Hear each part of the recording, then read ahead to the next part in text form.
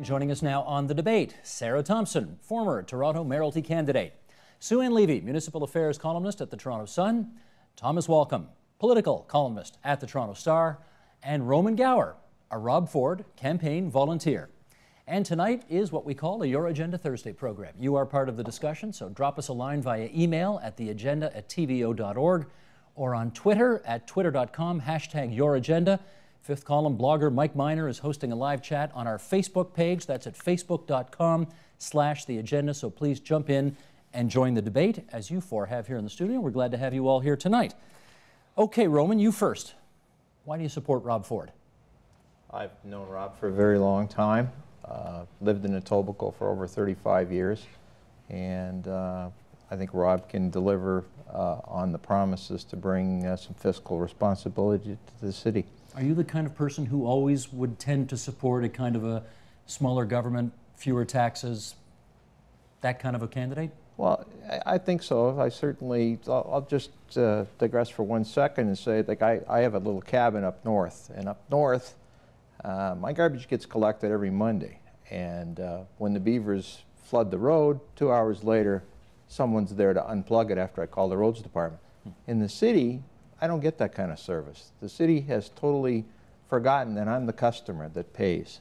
I want some of that customer respect back to the taxpayer. 2.5 million people in the 416. You think you're entitled to the same fast service? If I'm paying 3 times the taxes that I am up north, you better believe it. Okay. Sarah Thompson, you were in the mayor's race. You dropped out of the mayor's race in part, I think you told us, to stop Rob Ford from becoming the mayor. What is the danger of Rob Ford becoming mayor of Toronto? Well, it's the bigger economy that I'm concerned about. And yes, I agree with Roman here that we do need to improve services. When I decided to back George Smitherman, it was based on the idea of he also wants to do what Rob Ford's saying. He also wants to bring spending in line and improve services. But he's looking at the bigger picture. He's looking at the bigger economy. Okay, and not saying, George, though. What's wrong? What would be terrible if Rob Ford became mayor? Well, look at our services like leaf collection, he voted against. Services like snow clearing for seniors, he voted against that. These are services that our tax dollars are now paying, and he wants to pull out those services. So for me, I think we will lose a lot of services if Rob Ford becomes mayor. Tom, the reason we invited you here tonight is because you wrote a very interesting column about this about a week or so ago. You're a columnist for the Toronto Star. Rob Ford, I think it's safe to say, is not the Toronto Star's kind of candidate for mayor. And yet you wrote a piece telling everybody to take a Valium, that if Rob Ford wins, it's not a sign that the apocalypse is upon us. Why did you feel the need to write that? Well, Steve, because I think there's been a lot of craziness about Ford. In fact, I thought your intro was a little crazy in a sense. I don't see Rob Ford as the Tea Party person in Canada, and I don't think there are 2 Torontos. In fact, I think there are quite a few Torontos. People who say they're going to vote for Ford, and we profiled a couple of them in the Star, are completely reasonable. They're not lunatics. Roman doesn't appear to be a lunatic to me. He's a small c conservative who wants to pay less taxes. This is classic Toronto. And it's the kind of thing that George Smitherman, who's Sarah's guy, is also offering. So I don't see why Ford is such treated as such a maniac. I just don't understand it. You want to go back at that? When I look at it, I look at the services. I just think his vision is so narrow that he won't protect the city the way, he won't advance the city. So, for example, he wants to cut back on transit, and he wants to just build one subway along Shepherd. Well, we need transit in other areas of Toronto, and transit is a vital part of pushing our economy forward. Okay, but that's not the argument you hear as to why people are going to move out of the city if Rob Ford becomes the mayor. Steve, who's going to move out of the city? Well, George Smitherman told us he has hundreds of friends who would leave this, who have talked about leaving the city. He said it here the day after Labor Day. I don't believe him. Well, maybe. Okay. Maybe. Yeah, because they're all going to lose their seats, including some of the councillors. But the argument you hear as to why this guy shouldn't be the mayor is that he's, fill in the blank, unstable, ill-suited, dangerous. I would make the same argument for George Smitherman. Both of them have their baggage, Steve. And it's been portrayed, abundantly in all the papers, not just the official mouthpiece for George Smitherman, but abundantly in all the papers. Which paper is that? Mr. Walcom's paper. You think is the official mouthpiece yes. for Smitherman? Sorry, I actually did. Official mouthpiece for George Smitherman. Oh, are we? Okay. But so who are you the official mouthpiece for? No one. No one. I'm the official. Not you personally. Your paper. Our paper is the official mouthpiece for taxpayers who have been overburdened with taxes. And for the little guy, we like to champion the little guy. And obviously, we want less government That sounds and like less intrusion. you're Rob Ford's newspaper. Well, we had an editorial board with Rocco Rossi today, and we're very, very impressed with his platform and his campaign. Problem is that he's not resonating with voters. Much to my chagrin, I have said that many times in columns. But let's get back to Rob Ford. I mean, what's happened is that Rob Ford has responded to the anger among Toronto citizens that they haven't gotten the services that Romans talked about. They've been taxed with all kinds of creative taxes over the last couple of years. We've seen the debt increase almost threefold at City Hall. And we look outside and we don't see value for money, Steve. It's as pure as that. Well, here's the thing that I have a problem with. Look at all his records. He's been charged with more things. He's got more charges than I have shoes. But right? George Smitherman. Sorry, can we just say, when you say charges, you mean what? Criminal charges. Look, I mean, a DUI. I'm sorry, he's been charged with what? There was a domestic assault charge. There's I think that charge wasn't with marijuana. Never stuck. No. Let's just be clear here. I think the uttering death threats against his wife were not dropped. proceeded with. They were dropped. But the charges. I'm not saying he was being convicted. I'm saying he was being charged. But they never actually went forward. Did you ever hear of this saying, innocent until proven guilty? The fact of the matter is that George has a history too. 5 years of party drugs down in the village while he was minister in the government. I'm talking about the fact, Sarah, that they both have baggage. I want to be careful about that. My recollection is when George Smitherman acknowledged that he'd had this past with party drugs, it was not while he was a minister in the McGuinty government. Well, I actually have heard otherwise, but Well, hang on. Let's just, for the record, because I don't want to get sued, let's just say that anything I've heard about that, anything that he has admitted to, took place before he got into public life. Well, fair enough, but that's safe. The fact of the matter is that he did take party drugs for 5 years, and he has baggage. Let me hear from Roman now. Well, as a corporate guy that I've spent 35 years in working for large corporations, I look at past performance and past performance history. And I have to judge the two individuals on their past performance. When George Smitherman was Minister of Health, everybody seems to focus in on the great e-health, but the e-health is only part of the issue. There was money there, but there was actual lives lost with the C. difficile issue. We had over 500 Ontarians die over a 5-year period because George Smitherman never delivered on his promise. Roman, you're going to forgive me here. I really don't want this to turn into a show about why Rob Ford's a better candidate than George Smitherman for mayor. We're talking about the Ford phenomenon here. We're talking about a guy who was the last guy into the race, jolted right into first place, and has everybody talking about him because some people, like some of the other columnists in the city, have written that we are going to go to hell if this guy becomes mayor. Well, you've told everybody to take a Valium. I get it. Well, Steve, I was just reacting to Sarah's points that Rob is such an evil guy with all these charges. I'm just saying, forget about the fact that he's a high school dropout that wouldn't even qualify to be a Metro policeman, George Smitherman. What I'm looking at is ministry performance. What was the performance of the guy on the job? And besides wasting $1 billion, okay, well, hey, you're doing exactly what I said not to do. Can I address that? The performance of the guy on the job. We want to talk about Rob Ford. This is a guy who only came in 3 times a week to vote on council. He was not there, or 3 times a month. He was not there. He didn't treat it like a full-time job. He's even admitted to that. So he worked part-time. This is a man who had a job on council. His job was to get all the other council members to join him in voting against the wasteful spending. He didn't do half his job. Okay, but again, this is not the stuff that I'm picking up and hearing is not that Rob Ford is dangerous for Toronto because he only showed up, not often enough for votes. It's another kind of a criticism. You want to hear the bottom line, as far as I'm concerned? Sure. The bottom line to me is that there are a number of people who have an interest at City Hall, whether they be arts lobbyists, whether they be environmental activists, whether they be union people, and they realize, and I hate to use the same words, but they realize the party is about to be over if Rob Ford, if he is elected. They have that? Yes, he will, and and I think he has the toughness of spirit to do it. I'm not saying it's going to be pretty. I think we're in for some strikes, but they realize the party is going to be over, Steve. Tom, let me ask you this: the word that I frequently hear used when the Ford candidacy is raised is anger. People are mad, they're angry, they're frustrated, and they feel that Ford is the worthy kind of receptacle into which they want to put all this anger because he'll do something and by God things will be better. Can you speak to that? Do you pick that up when you're around the city? Not to the extent that people do. I think the critique of Ford is to a large extent, I hesitate to say this, but a media invention. We see what's going on in the US and we would like to have our own thing here.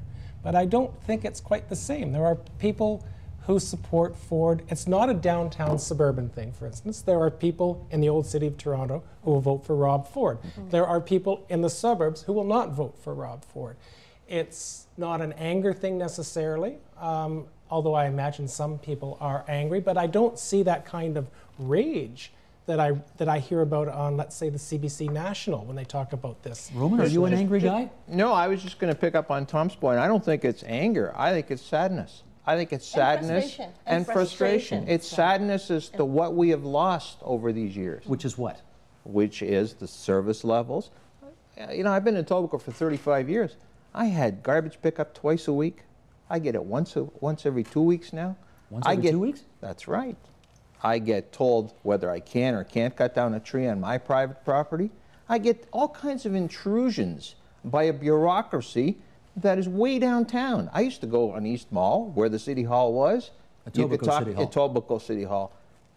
Some of this goes back to the mega city and the amalgamation. It never happened. All they did was took our money, put it downtown, and forgot about the fact that the burbs really do belong to the city. Well, so you are reflecting a kind of a downtown suburban split there, which, with apologies to Thomas, I mean, that does exist in this city. For sure it does. I just mean it's not the whole thing, not Steve. Sure. That's too simple, I think. Sure. Sarah? I want to point out that Etobicoke has privatized garbage. It's not collected by the city. So you're complaining about something that Rob Ford wants to bring in across the board. No, I'm not complaining about the fact that it's privatized. My garbage didn't stink during the strike because it got collected. It just doesn't get collected as often as it used to be collected. So privatization isn't always the answer. So privatization was great for us. Steve, but you're complaining about it. No, I'm complaining about the fact that the city made a decision not to have the private contractor pick it up in the fact that it's now uniform throughout. That's what I'm complaining about. Okay, Tom and then Sue. Steve, I'm not trying to argue that everybody should vote for Rob Ford. I mean, there are enough people here who will make that argument. I just think that these decisions should be made somewhat rationally. And the rap on Ford is that he's the weirdo, the outsider. But if you look at the platforms of everybody who's now in the race, the outsider is perhaps Pantalone, but it's not Ford, Smitherman, Rocco Rossi. They're all in the same area. They all criticize the current transit plan. They all want to cut spending. Well, Ford is in favor of cutting taxes the most deeply. Well, actually, Smitherman would have a tax freeze, I believe, and he's the only one who would do that. Ford wants to cut those two taxes that bring in $230 million a year. So they all want to cut. They all have various degrees of it. Not Rocco Rossi. He doesn't want to cut taxes. Right. But you know, Steve, I think there's not a great divide. I think what people, and I think there is an anger and a frustration. I certainly hear it day in and day out. I've heard it, you know, since the garbage strike. I heard it when I went out campaigning as MPP. That's when it all started, really. And I said, well, you know, it's about time, because this has been building over the last couple of years. But I think there's a frustration when people walk outside, they see cracks in the sidewalk, they see potholes that aren't being fixed. I sat in traffic for an hour to get up here. They see gridlock, they see nothing improving as far as the transit. Have you seen the TTC improve since? Can I tell you the difference? Listen, I don't know, I'm asking you. You ran on that kind of a platform. Very similar to Rob Ford's, actually. Yes. You came a bad second. Well, you know, all of a sudden, unfortunately, I ran in a Liberal stronghold. I mean, I think I was actually pretty gutsy to run there. And the other thing is that the HST hadn't caught on at that point. Now it's catching on, and I do think there's anger at the Dalton-McGuinty Liberals. Let me try this. Sarah, you were here this day. It was the day after Labor Day. We had a debate around this table. All then five Mayoralty candidates were here. We asked everybody to say something nice. What was a characteristic that you admired about somebody else in the race? And we asked Rob Ford what he admired about George Smitherman. And here's what he had to say. Roll tape, please. George has to admit, we're just different. We're different types of politicians. Is there no quality about him that you think he has? No, we're just different. Like his track record and my track record are completely different. So I don't really, you know, I'm not one to be phony or anything. I like his ties once in a while. I wouldn't mind taking a tie, but you know, that's Rob, seriously. If you can't find some positive feature in other people, like that's the key to building consensus. Right. And for all of your great strengths, and there are many, But that inability to get into the other guy's shoes and find at least one thing. Without that, you cannot lead.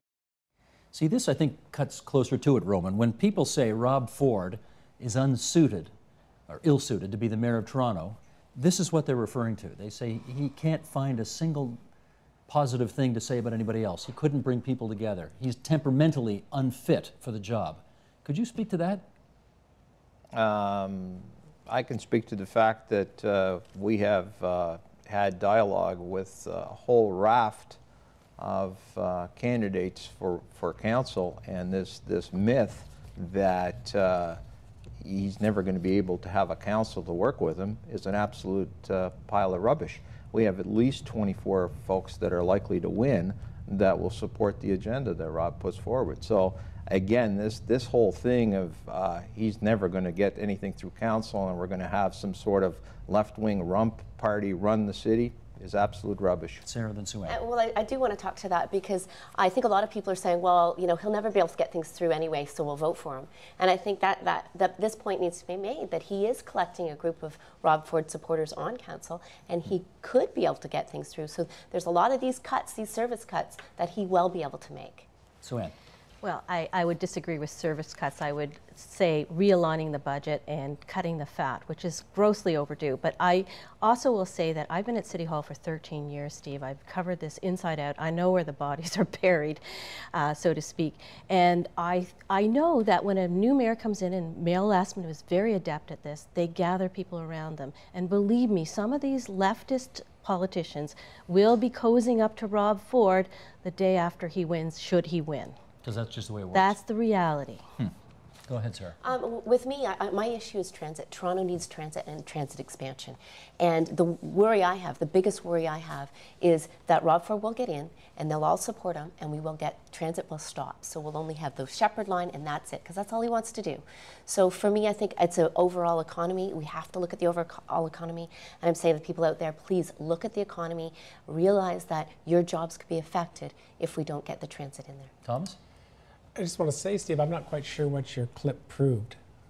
That Rob Ford wasn't able to say something nice about George Smitherman. Maybe he doesn't think anything nice about George Smitherman. But Rossi's point was, if you can't find one nice thing to say about your opponents, how will you bring people together, as you inevitably have to as mayor, in order to get stuff done? Well, Smitherman won't be on council, for one thing, if Rob Ford is mayor, because he's not running for council. That's true. So Ford will have to deal with whoever he deals with. And I think Sue Ann's point is quite correct, that after an election, the mayor has a lot of informal power, and people will He will respond to appoint that. people to committees, and he'll give them perks and plums, and they'll be loyal. I watched it with Mel Lastman, and actually David Miller was not as adept as Mel Lastman at getting the people on the opposite, with the opposing point of view, and that worked very much against him, actually. Roman? Steve, in fairness, why wouldn't we have the clip of what George had to say that was positive about Rob? Because he's the one that's leading the anybody but Rob campaigns. I don't think George actually ended up having to talk about Rob. I think he had to say something Maybe nice you'll about have him somebody else. back, and then he can say something positive. Well, let me hit this even harder on the head here, because, Roman, the people who oppose Rob Ford have a stereotype about who people like you are, you Rob Ford supporters. Well, I'm definitely white, and I'm getting older. Well, that's part of it. But I'm not angry. White, angry, older, undereducated is part of that as well. Unsophisticated. I mean, that's all part of the stereotype. I guess if you can call a bachelor's degree in a professional accounting designation undereducated, okay, I'm undereducated. So you're not buying? No, it's a crock. Are you representative of Rob Ford's support? I believe so. I think Rob's support comes from all facets. There's a lot of little old ladies that are delivering literature that had a problem from outside his ward that called him. Rob answers all his phone calls, and he really does. He really makes 70 calls a day?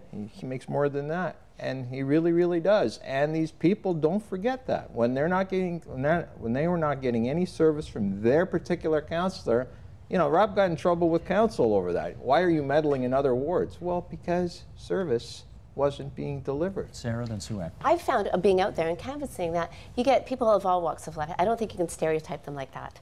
But what I did find is most of the people that were supporting Rob Ford hadn't done a lot of research. And so that's why I'm going out there and saying, do your research, compare the candidates, do the research into their backgrounds, but also their personalities and their platforms. See if you like the full platform, and especially look at transit. Hadn't done the research and therefore didn't know. What? That they like the idea. I mean, they're angry. People are angry, and I agree with Sue Ann there that they are angry. Get over the anger and make a rational decision is what I'm saying, because you can make bad decisions when you're angry and then regret them later. Sue Ann?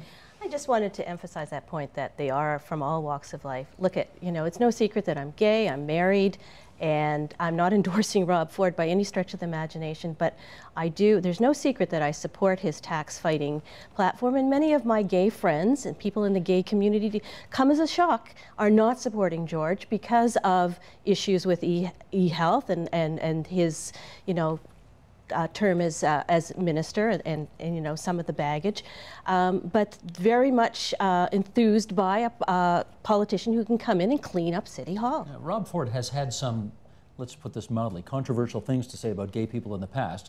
Has that offended you? Absolutely not. I do not. And I went on talk radio a couple of weeks ago. Offended you? No, I don't think he's homophobic is what I was going to say. I went on talk radio a couple of weeks ago. He's been very supportive of my marriage. Look, he unfortunately allied himself with somebody who was running a pastor who was against same-sex marriage. I think that's more Rob Ford, in that case, maybe not doing his homework and maybe not understanding the ramifications. How many all-candidates debates do you think you did with Rob Ford? Probably over 50. 50? Yeah. So you've got a pretty good idea about what kind of guy he is now. Yes. Is he homophobic? I wouldn't go that far to say that, but I think he just, with Rob, it's very hard to tell. He doesn't want to release anything that's inside him. So he's being very, very careful right now. He's sticking to message. He's doing exactly what he's told. And I know, I've met his brothers. Brothers are very smart, man. I wonder who is really running the ship over there. They're very different, aren't they? They're very different. And I think Rob is just sticking a message. So it's very hard to know whether he is or not. I can't make a call on that. I just know he addressed me at one debate and he said, you're a very nice lady. And it just made me cringe. I thought, no, that kind of the condescending tone that he took with me, and it made a lot of other women just cringe. That may be a kind of a generational thing as opposed to anything else. So you're not prepared to say he's misogynist or racist or homophobic? No, I wouldn't accuse him of any of that. Tom, would you go that far? No, I don't know Rob Ford from Adam, but I've no evidence that he's a racist or a homophobe. I have no evidence. He said Orientals work like dogs. That was one reason some people looked at that expression. Well, I often myself say that I've been working like a dog. In fact, there's even a song, a Beatles song, I think, that says that. I don't understand why that's a racist term. And I don't understand why referring to Asians as Orientals is racist. I just don't understand that myself. Look, I think that was a lot of noise that came out of council for many years. I reiterate it, I don't think he's racist, and I certainly don't think he's homophobic. He's been, very supportive of who I am. But I think what I've seen over the years with Rob is that he's always wanted to take or willing to take the unpopular stand at City Hall and go up against some people who mocked him, who laughed at him. He would fight the expense budgets. He would fight the budget, reckless spending. And I saw a lot of will. I saw a lot of backbone from the man. And he was willing to fight for the little guy. And that's what impressed me. Yes, he's really rough around the edges. He's unsophisticated. He sweats when he talks. He's overweight. But that shouldn't be part of the picture. I think we want somebody at City Hall who's going to clean it up. Roman? I was just going to raise the point that you got to remember Rob's the councillor for Ward 2, which is an extremely diverse, multi-ethnic community, and he serves them all.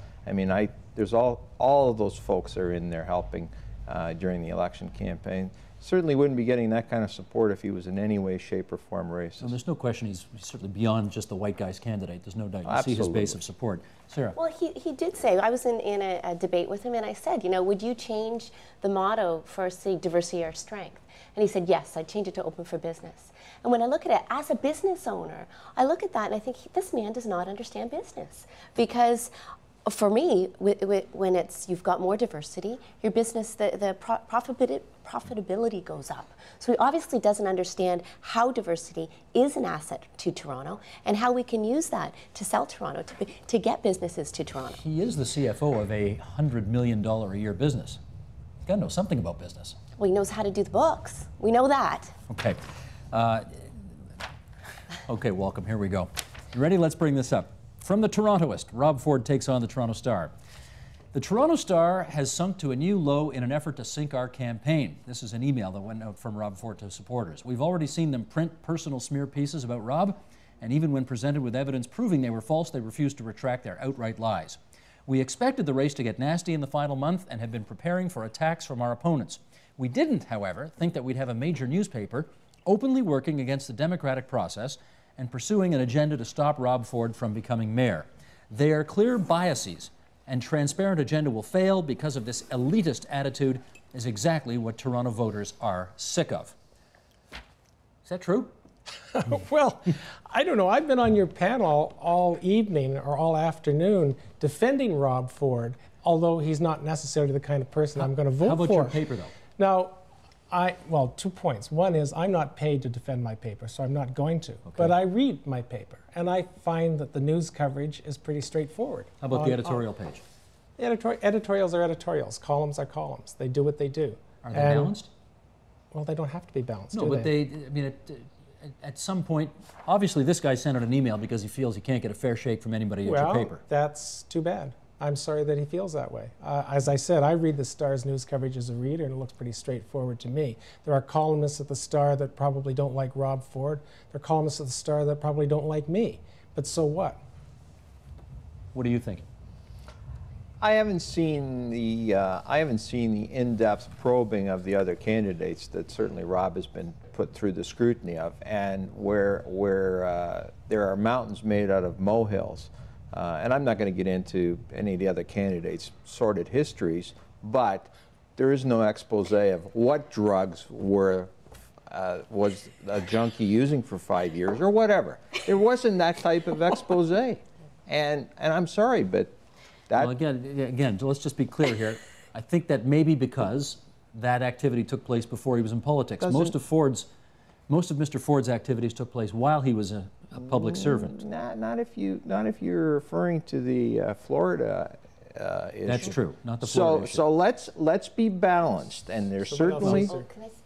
Oh, there's lots more. Tell us, tell all. Well, you wanna go into the list right now? The drunken disorderly at the Air screaming Canada? at the people at Maple Leaf Gardens or Air Canada Center. There's, what else is there? Well, there's the DUI, okay, the drug threats ahead and of time. George is known it's for being a bully, and he screamed and yelled, yes. and Never he's been a arrested for it, I don't reputation. think. No. Well, look at, George has, I repeat again, Steve, George has plenty of baggage of his own, and I don't think that his baggage has suffered the scrutiny, certainly, that Rob Ford has. And, I go back to, I have watched this man at council, and I'm not here to be his mommy or defend him, but look at, I've watched him be beat up on year in and year out, laughed at, poked fun at, every little thing they could find. I watched the Integrity Commissioner go after him numerous times. No one's had the scrutiny that he has at City Hall as well. Mm-hmm, sir. Well, look at it this way. When you look at somebody that should be the leader, the mayor. This is someone our kids will look up to. I don't want someone who has a DUI. I don't want someone who's may put his foot in his mouth or say something. Sarah, I want somebody who's going to balance the books. I want somebody who's going to get rid of the sense of entitlement at City Hall and the sense of empowerment. What about somebody that has to represent the world? Go on the world stage and represent us. You know what? Sarah, he's going to clean up Toronto. That's what I want. Roman? So, Sarah, you want someone that's a high school dropout that has a history? To me. Oh, that doesn't matter. No. The kids are going to look up to someone who used illicit, illegal drugs and was and talked first of all, and I've got a 90-year-old. He didn't lie about it. I don't want a liar there. I have a 90-year-old mother in a nursing home that was told it's okay. You don't have to have your diapers changed for 8 hours. Sit in it. Tom, welcome. I think maybe I'm not really qualified to get into a big debate about who's supposed to be going to be the best mayor for Toronto. I haven't made up my own mind how I'm going to vote. But I think what you wanted to talk about, Steve, was why was the Ford phenomenon. Yes. Why are we talking about Rob? You want to talk about why we're talking about Rob Ford on this show, as opposed to talking about, let's say, somebody running to be mayor of Guelph. You know? Correct. Okay, and I think Sue-Ann actually really spoke to that when she said that the thing about Ford is he sweats. He looks a bit like a slob, and he's not particularly cool looking, and that appears to have, and I don't want to get into a position of defending Rob Ford. If you don't want to vote for somebody who's had a DUI in Florida, don't vote for that person. But I think that image of Ford as the sweating slob, if you don't mind my using the phrase, has kind of gathered together all kinds of other images that are floating around out there. The Tea Party image, the anger image, and some of it's sort of true, but it's not really totally true. But you're the political columnist at the paper, right? So you have seen this phenomenon before where people like to invest their, I mean, Sarah touched on it. They want their politicians in some respects to be role models, to be and they to like look the part. And I fear that what happens is people do a kind of an all or nothing in politics. They did it with Mike Harris, actually. And you can dislike Mike Harris or you can like Mike Harris, but he wasn't the kind of crazed Republican, born-again Christian that he was purported to be when he was about to become premier the first time in 1995. Roman, if you want, just let me finish this up. I think if you want to, and this is, I guess, the only point I want to make, if you want to criticize people, criticize them for what they are, not what you believe them to be. I wonder whether, Roman, there is some of the kind of, I think you've very accurately put your finger on what the bias or the discrimination against Ford is in this case. Does the other side suffer from some of the similar feelings, insofar as everybody who opposes Ford is a left-leaning, latte-drinking, white wine sipping, downtown chic, elitist, ... You guys suffer from any of that? No, I don't think so. I think you've got, you know, Mr. Pantaloni's got 30 years of history there, so gee, that's not much of a fresh start. Mr. Rossi, well-educated, but no experience. And Mr. Smitherman, as deputy premier, I mean, we've got a huge deficit here, and his track record as minister. You don't demonize the other side? Only from the perspective, Steve, and I want to jump in here because only from the perspective of this is who's ruled City Hall for the last 7 years. They're the ones who've had the bike zealots, the smog wing nuts as I call them, the arts grant getters. They're the ones who have ruled City Hall. And I reiterate what I said before. They're afraid that their little party will be over. And that's why I think there's such a shrill and hysterical reaction. You know what? I'm sorry to say it. Our little party is now over. But I thank Sarah Thompson, the former Mayoralty candidate, Tom Welcome from the Toronto Star for coming in tonight, Roman Gower from Etobicoke Centre. Thank you for coming in, and Sue-Ann Levy also. Great to have you here from the Sun.